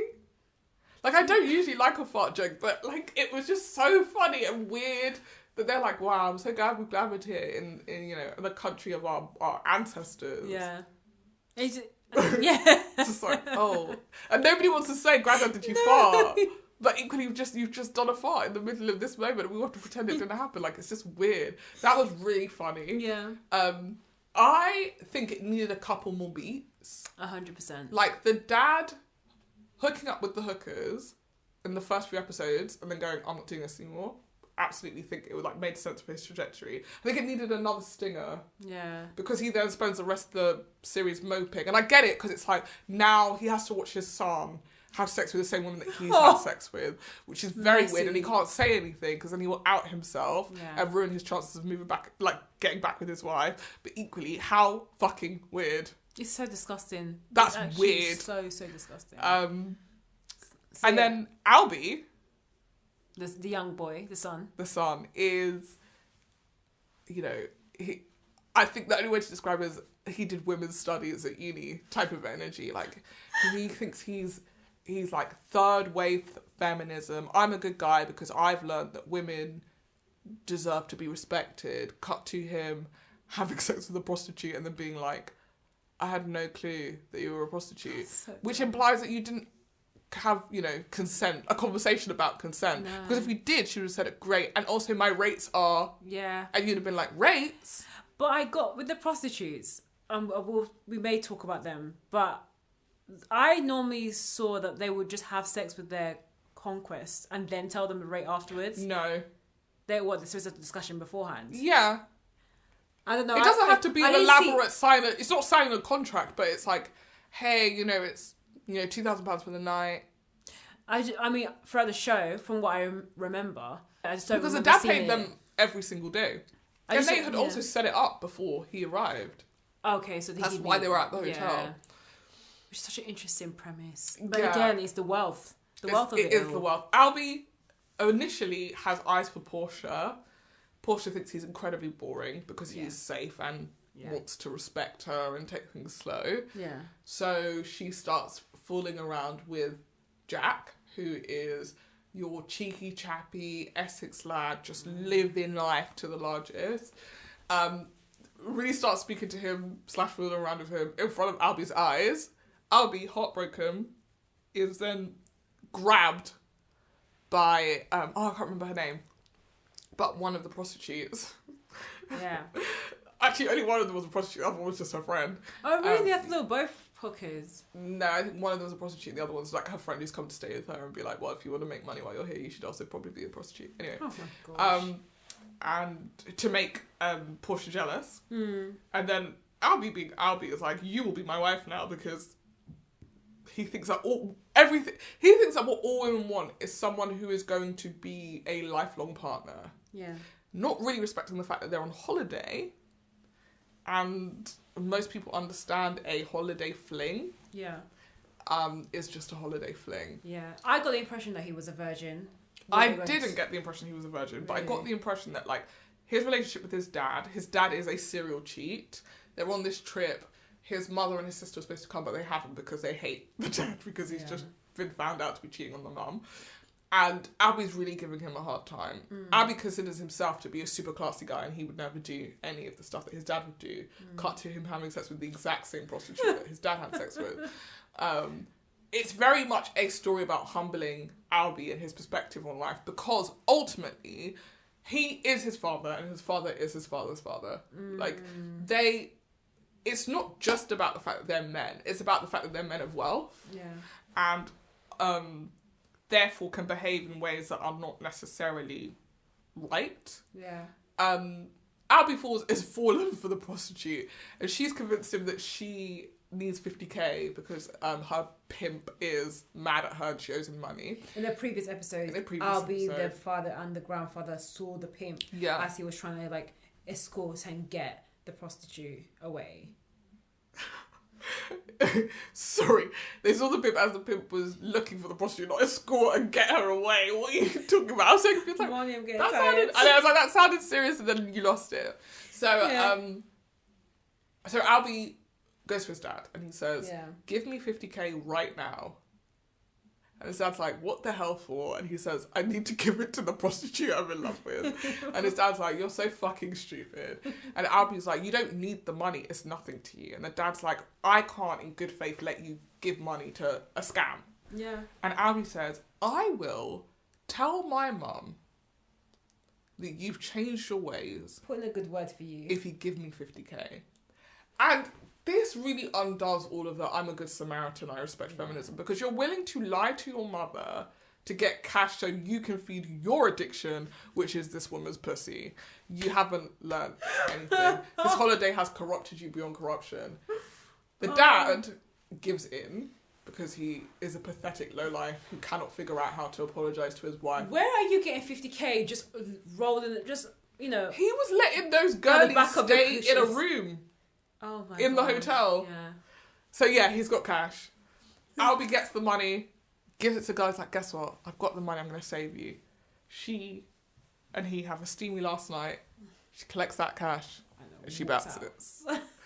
Albie and Portia then meet in the airport and have this really weird conversation where they're both like, oh, how's the person that you left me for? And they're like, really bad. How's the person that you left me for? Really bad. And then Portia says, hey, can I get your number? Because Portia thinks, do you know what? I made a mistake. Portia, please don't. I went after a bad guy. I need to go after a good guy. Listen, Albie's not a good guy. No. And I hope to God that Portia, well, we'll get to Portia, but I found that storyline actually had an interesting and satisfying conclusion for Albie. Yeah. Like the journey that Albie goes on is. Yeah. I feel like the granddad fades across the season, and 100%. I feel like the dad fades across the season. Yeah. And like the dad is a massive talent. Like he was in Sopranos. Like he's a big actor. He's a big get. And I don't think he was absolutely utilised in the series. No, because every time they will like cut to the scene with the father or the grandfather, I was like, who is this? Like, I don't even remember who all these characters are. There's quite a few names to keep up with. And, you know, that's one of the reasons why I've never been able to finish Game of Thrones. There's just too many people. And seeing some new random face when I know, of course, that the father or the grandfather, you know, they've had no main, like, character development meant that I just couldn't be invested in their story. And Albie was the one that had the most to talk about and the most growth or lack of growth, to put it bluntly. Yeah, so the next storyline I feel like ties in quite well to the boys is Lucia, Mia and Valentina. Lucia is a prostitute, an escort. Yeah. She has come to the hotel because she's come to have sex with Albie's dad. She thought he'd be her boyfriend for the week, so she would have a sort of she'd get paid every day. But 2 days in, he decides he wants to be a good guy and basically turfs her out. Lucia is looking for a new mark and spends the night with Ethan and Cameron. They don't pay up, so she needs a new mark. Yeah. And ends up meeting Albie because he's waiting for Portia one day and they hit it off. She doesn't know that Albie is her first client, there we go. Yeah. First client's son, finds out. He tries to warn her away from him, which makes her double down. And she convinces Albie that her dream is to come to the US and if only she could pay off this 50k debt, blah, blah, blah. Wow. And manages to fleece him out of money. Lucia's got a friend with her called Mia, and she's basically kind of schooling Mia in, like, do what you need to do to get what you want. And what Mia wants is to be a singer and has her sights set on singing at the hotel. that spot's already filled by some dude. And and then Mia sort of meets him, and he propositions her, and she slaps him, or she throws a drink over him. She throws a drink over him, and then Lucia's like, "Come on, you got to give something to get something." So then Mia says, "Okay, I'm gonna have sex with this man, but he can't get it up, so I need to go get Viagra from Lucia's bag." Lucia also has ecstasy in her bag. She can't tell which pills will. Which, you have a classic comedic premise. She goes down to ask Lucia. Lucia's in the sea, she can't hear her, she's talking to Albie. So she takes both pills, gives both pills to the man. She starts having sex with him and he passes out, goes to the hospital. She approaches Valentina, who is the brilliant manager of the hotel, and says, "Please, can I sing instead?" Valentina's like, no, you are a prostitute, we don't let those in here. But Mia figures out that Valentina is a closet lesbian. Yeah. Which, if you've seen the first season, the hotel manager is also gay. So I wonder if always the hotel manager is going to be gay, which is fun. She approaches her and says, "It's your birthday. You've never been with a woman before. I will have relations with you if you let me sing a song." Everything about her is transactional. Absolutely everything. But Valentina has had quite a bad day. She thought she was going to be with the other girl who stands at the front desk. Yeah. That girl is in fact in love with her, the guy who stands next to her, Marco, I think his name is. And Valentina's quite upset, so she goes fine. Mia sings her song. Valentina's quite drunk. They go up to one of the free rooms, fool around, and she's like to Valentina, "Hey man, you're pretty good at this. You should find yourself a real lesbian lover." I don't even know if that's been dumped or just been like politely. But until then, I'm willing to spend some time with you for money. That's not. No, she doesn't pay her. She gives her the job. She lets her sing in the hotel. She doesn't pay her. Okay. The old hotel singer turns up. Pissed. And he's like, "I'm ready to do my job." Sees Mia at the piano and is like, "What the fuck is this?" And because Valentina and Mia now have a thing, Valentina says, "Sorry, dude, you're fired." Mia's singing. They, smile at each other. You get the impression that, okay, this is transactional, but it's working for both of them. Yeah. So I hate to say it, but you're kind of low-key happy for both. I don't think Mia's a fantastic singer. I don't even remember how she sounded, so that probably isn't the best. But I really was living for Valentina.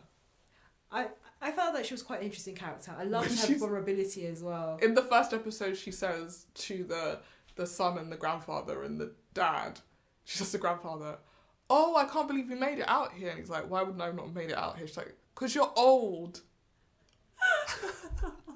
Like, just very blunt. I'm assuming very Italian. Just say what's on her mind.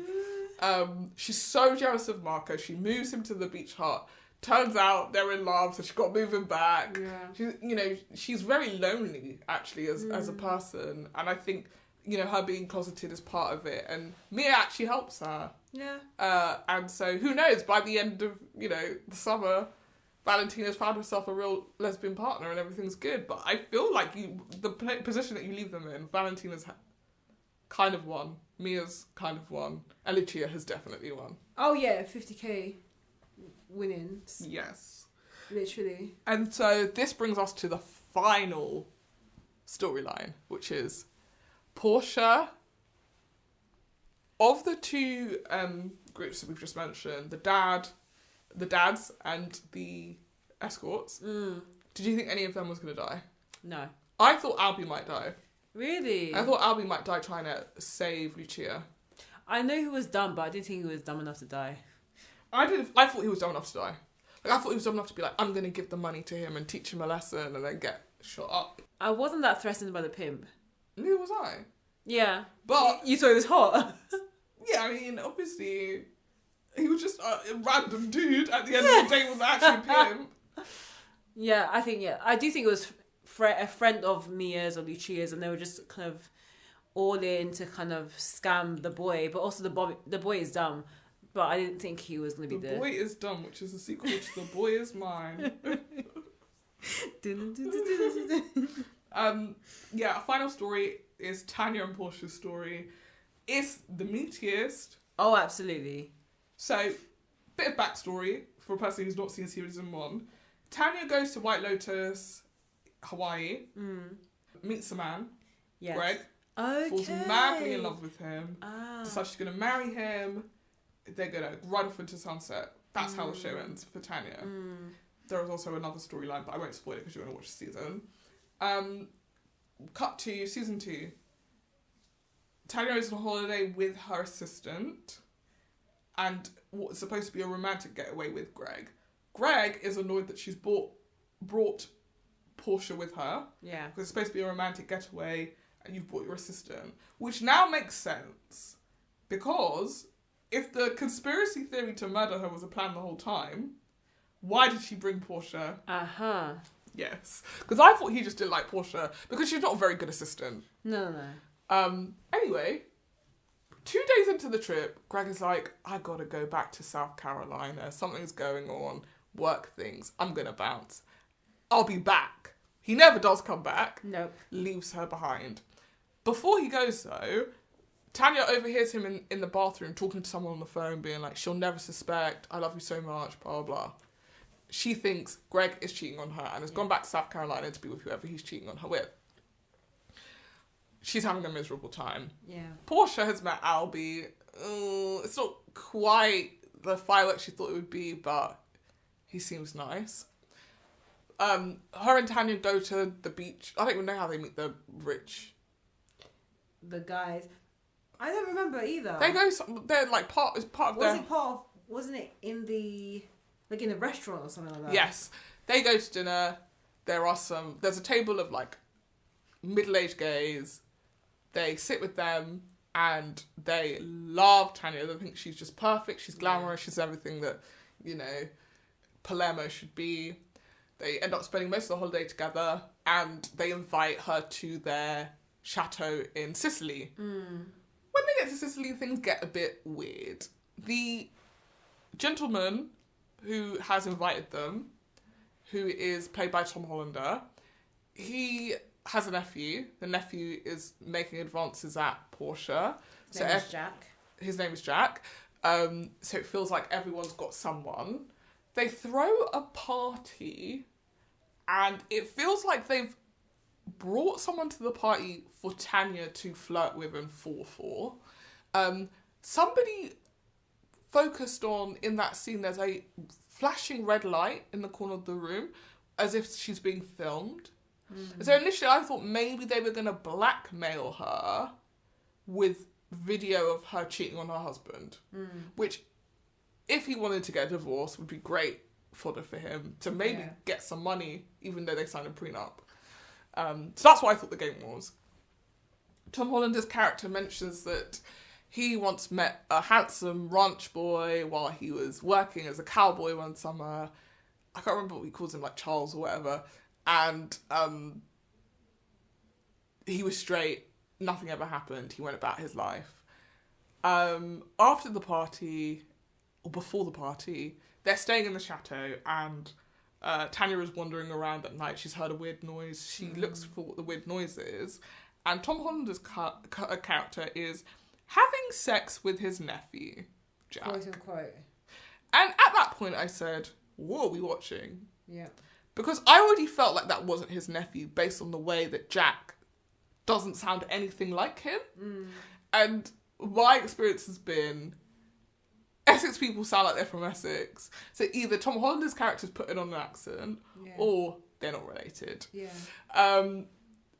Seeing them fucking each other is our main clue that they're not related. Yeah. Oh my god. If you ever needed one, that's the clue. Next morning, Tanya speaks to Portia and she's like, I don't think Jack's for you. Just be careful. She didn't tell her exactly what she saw the night But before. she says, I don't think that Jack is Tom Hollander's nephew. Yeah. Portia's like, whatever. Goes on a day trip with him. Yeah. On the day trip, they have food and then they dine and dash. That's not a sign to her that something is up with Jack. Because for her, he is like carefree and fun and just enjoying the holiday in comparison. Yeah. to Oh, ours. sorry. If we haven't mentioned, they're Brits. Yeah, they are. As well. So I feel like Americans are just not good. They don't have a good radar when it comes to us because our accents are just so fun and whimsical to them. They don't think that criminals exist here, but they absolutely do. Yeah. As soon as I saw him, I said, you could see this boy in any Weatherspoons you want. You are fawning over this guy. Come to London for 2 days. You will see 72 Jacks. You see 72 Jacks and you can have your pick of them. This guy is not the guy you should be fighting over. To be fair, I get why she went with him over Albie. Yeah. Because he's just more fun. Yeah. But equally, I was like, this man's going to break your heart. Yeah. Based on what I've seen of people like Jack. So, Portia and Jack are on this vacation, whatever, little excursion within the excursion. So many excursions. And Tanya sees a picture in Tom Holland's room of him and his cowboy, who looks exactly like Greg. Yeah. And she says, this looks exactly like Greg. And Tom Holland says, I don't know who that is. That's my friend Charlie, who I fell in love with. And Tanya goes, okay. But again, a perfect example of another character who plays very dumb, but there is cogs turning. Oh, yeah. They tell her, we're going back to Palermo because you guys are flying home tomorrow. We're going to take you on a boat. She is like, oh, where's Portia? They said, Portia's busy with Jack. She'll meet you back at the hotel. And she's starting to get a bit of a red flag. Something's up. Tension's building. Tension's building. The paranoia too. It begins when one of the group decides he's not coming with them back to Palermo. And she sees them arguing at breakfast. And they all stop when she comes and she thinks something's up. So they go to get the boat and she's like, oh, something's weird about the boat trip. I don't know what it is. Portia wakes up on her little side trip and her phone is gone. She asks Jack, where's my phone? I had it last night. I plugged it in to charge and now it's disappeared. He says, I don't know what you're talking about. You must have left it at the club. She's like, no, I had it here. He's like, no, don't worry. I'll drive you back to Palermo. Yeah. She's like, oh, I thought we were getting the boat. He says, no, you're driving back with me. Another red flag. Or another red flag. Yeah. So my phone's gone and I'm going a different way to Tanya. She calls Tanya with Jack's phone when he's like having a smoke and she says, something feels really odd. I'm not like, something's not right. I don't feel good about this. And Tanya's like, oh, I saw a picture in the room that I thought was Greg. And now that I think about it, this might be about the prenup because if we get a divorce, he doesn't get any money. But if I die, he gets everything. I think he's paid these people to kill me. Yeah, and also during the show, well, especially towards the end, we come to find out that the gays are poor. The gays don't have any money. They don't have any money. They're just splashing money to create this aesthetic of them being wealthy, but they don't have anything to their names. Jack mentions to Portia, oh, but they're about to come into some windfall soon. So Portia's like, windfall, where are you getting this money from? If you don't have money, the only thing I can support is my incredibly wealthy boss. So now Tanya's on the boat by herself, like shoddy service, terrified that she's going to die. They invite the guy that she had sex with at the party, and they say he's coming on a smaller boat to take her back to shore. He's got a black bag with him. They finish dinner, she says, I'm going to the bathroom, grabs the bag, takes it into the bathroom, opens it up, and it's full of rope, has a gun. Clearly something is going to happen. Yeah. She thinks it's that Greg has paid them to kill her. Could be that they were going to take her hostage and try and get money for their chateau. Who knows? Something very suspect is going on. She gets the gun out of the bag. And she's shaking and crying. And as you would be, you're on a boat and you've just realised that people want to do harm to you. You're shaking and crying and you've got a gun. They're banging on the door trying to get in. The first person in the room is the guy that she had sex with. She blows him away with the gun. We're shooting him down. And she doesn't stop shooting. She shoots up the whole club. Oh my God. The club is shot up. It's on fire right now. She comes out and she realises she shot everyone. One of the guys manages to make it off the boat because he like runs past. She's out of bullets and he jumps into the water. Yeah. Probably dead as well. Yeah, the captain is there as well. He's seen her face. She's thinking, holy shit, I shot up all these people and everyone's seen my face. What the fuck am I going to do? There is a little boat. Yeah. I'm going to jump in the little boat and head back to shore. But how is she going to jump in the boat? She's not the most graceful. No. And the boat is quite, like, it's quite deep. I don't think a lot of people could have jumped from. No. I think the smart thing would have been to jump in the water and swim to the boat. That water would have been so cold. I mean, it's that or dying. Yeah, it's true. But wasn't there like steps? In my head, I was like, is there like No, steps on the sides? it also doesn't make sense how the guy who brought the boat got on the boat. No, yeah. They must have had a ladder or something. Yeah, anyway. something that's like they threw over. She decides, I'm going to have to just climb over. Also, I was starting to get a bit nervous where she was, like, they showed the camera look down towards where the boat was, and I was like, that is a deep jump. If you decide to jump... She thinks it's a deep jump. Yeah. You can tell, because she's like, how am I going to do this? Yeah. She says, you got this. Climbs over the side, and immediately falls off the boat, smashes her head on the small boat, lands in the water. I'm not gonna lie, it was so quick. I started laughing. I was so shocked. I said, "Oh, no!" I was so shocked. She flipped like 360. She was like a gymnast.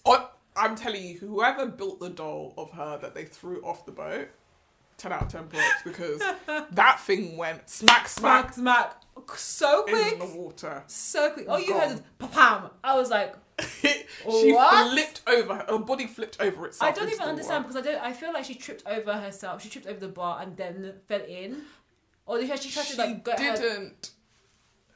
The thing is, if you're gonna jump, what you need to do is get onto the side of the boat, hold the railings, and then jump. She was trying to climb over and I guess jump from the other. There was never that jump was gonna fail. No.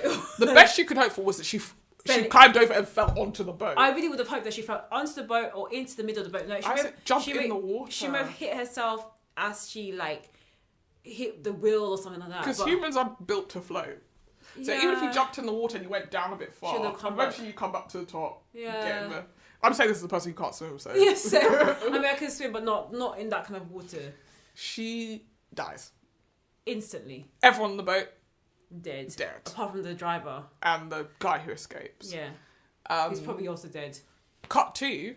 Yeah. Portia is with... Oh, this is just before, actually. Portia is with Jack, and she's like, where have you brought me? And he says, I've dropped you at the airport. And she says, I need to go back to the hotel. He said, listen, there are more powerful forces in charge.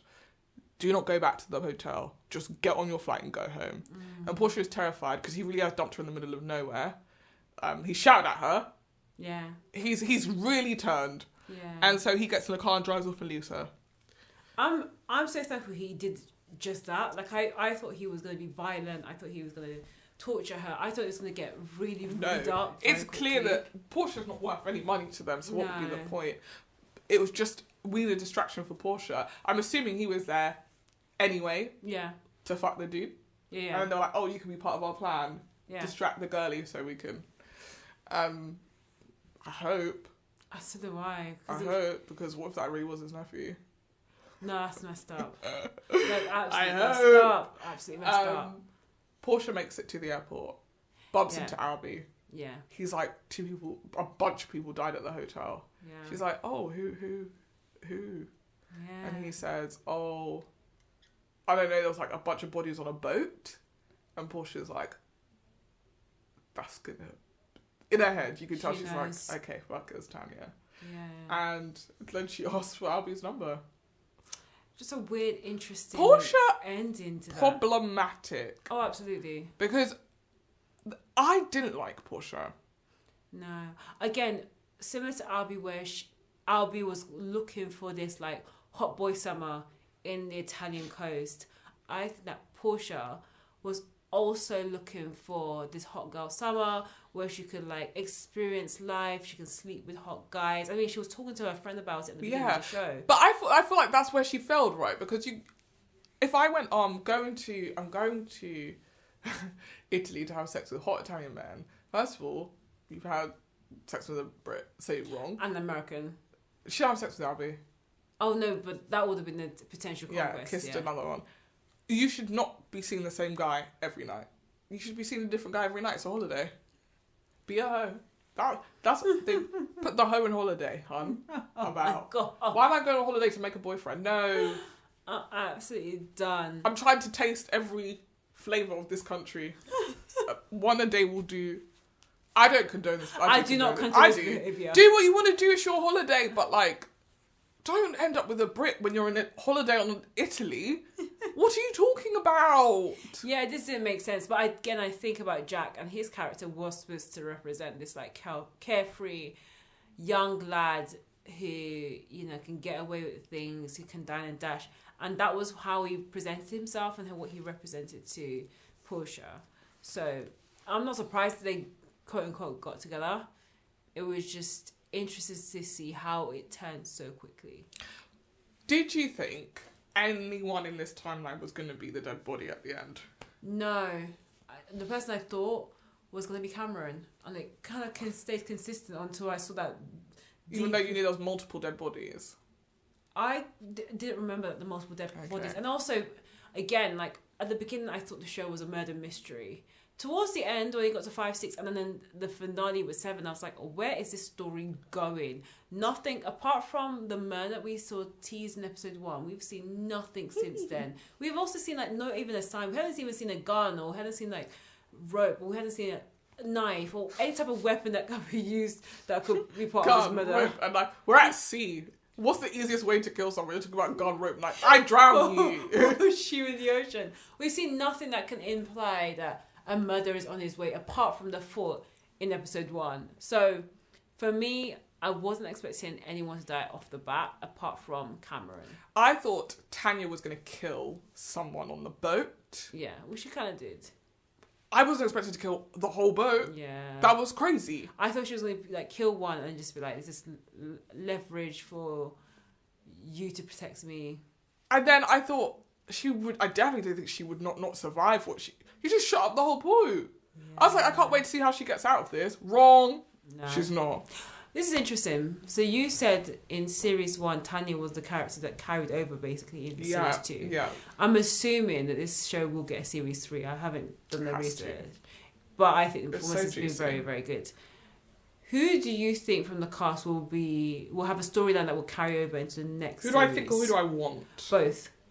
I think potentially Ethan and Harper. I'd be interested to see what the next generation of that relationship looks like. Or Albie. At like, you know, we meet Albie, he's like fresh out of uni. Or if we meet Albie at 25 and he's taking, you know, one of his wounded birds, as he describes Portia, out to this fancy hotel to have a taste of the high life. That's also potential. I just don't think anyone else is really returning unless the implication is whoever's coming back is about to die. Yeah.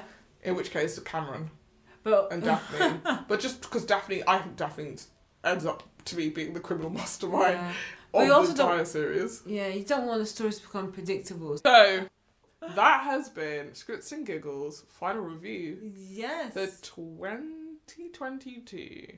Yeah. Our next episode, our final episode of the year. Before we do that, should we just rate? Oh, yeah, of course. Should we give it some ratings? 4.5. I think I've enjoyed it as much as I enjoyed The Bear in a different way. But I've enjoyed it because I binge watched The Bear. Yeah. This I've had like it's been a lovely weekly thing. Yeah. I binge watch both. The White Lotus. I binge watch both. Yeah. And for me, we were talking about this off air. Had this show been every week, I don't think I would have been able to join every single week. So, like I feel like it was a slow pace. As a result, even though I do think it was a great story, I'm very strong. I would probably want to give it like a 3.5/4. That's fine. It's not because I think it's a bad story, and I am intrigued to watch series 1 100%. I love the writing. I love the pace. I do agree there's some opportunities to co-view, like you can watch with other family members. It's not that graphic. I mean, it has graphic moments. Albie getting sucked off by Lucia was quite graphic for me. When she grabs his butt, I wasn't expecting that. I was like, oh, yeah.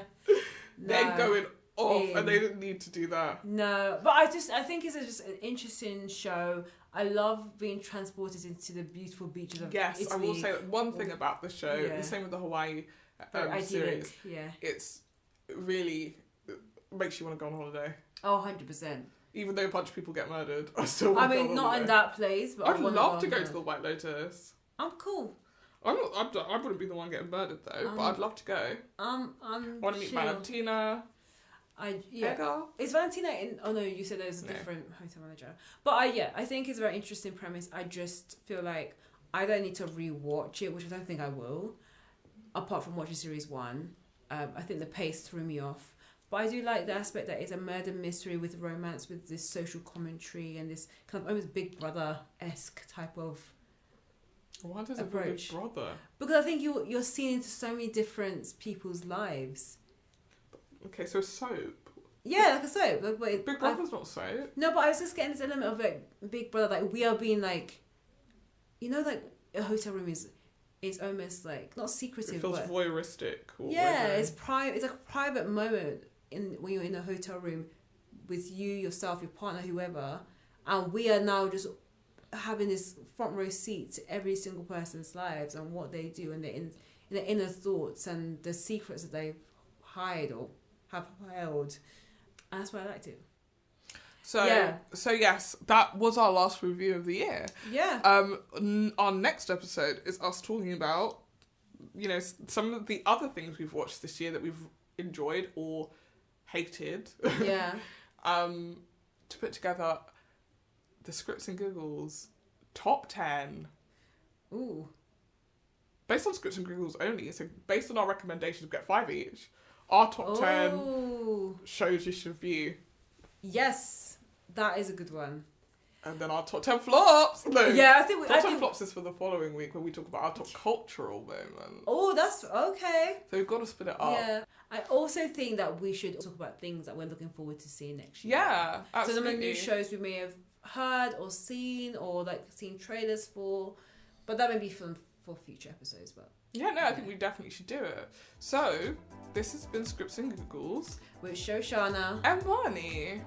Bye. Bye. Who would you want to be on holiday with in the group? It's so hard because if I want drama, 100% will be with Daphne and Cameron. Yeah. In the same breath, I feel like Tanya will be a good time. I think I'd want to go to Sicily and be at the party with the gays, but I don't want to be murdered by the gays. Oh no one wanted to be. Neither did Tanya. That's why she jumped on the that boat. That bit in the boat where she's flipped it and reversed it. The captain, and she's like, the gays are trying to kill me, the gays. I was like, this is everything. I can't wait for this to become a clip. That is a meme when people are talking about the gays. It's brilliant.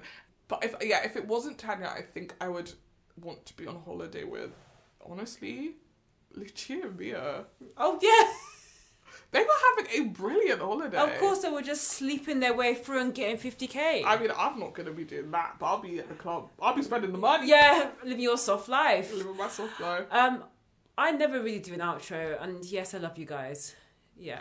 But I will say that if you do love us, please like, follow, subscribe, give us a rating, take us to an Italian island. Don't kill us in Sicily. We'd love that. Do spend money on us at the hotel, please. Thank you. Bye. Bye.